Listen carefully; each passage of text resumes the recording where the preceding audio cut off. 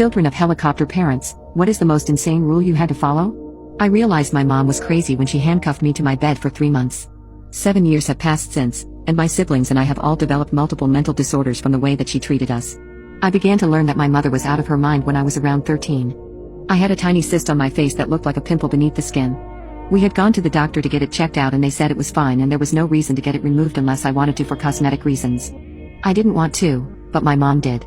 Looking back, I think she was more obsessed with her children's looks than we were. So my mom forces me to go to a surgeon to have it removed and as a result, likely have a scar bigger than the blemish. However, when it came time for it to happen, I started bawling my eyes out and the doctor refused to operate on someone who was unwilling. 2 months later the cyst disappeared on its own, saving us from medical bills and me from a scar. However, as a result of this, I was grounded for 3 months from leaving my house, TV, the internet, drawing, and my phone. In the daytime, I was forced to be handcuffed to my bed so I wouldn't sneak out or leave. Keep in mind that I had never snuck out in my life.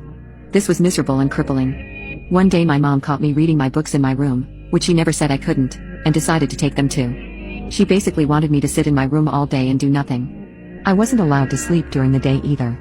Luckily, I found my old Nintendo DS and played that in secret. When I was 15, she began tracking my phone.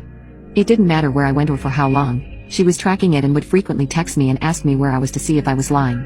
It was about that time I figured out what she was doing, and I would turn my phone off or remove the battery and just tell her it was dead because I was sick of her tracking it.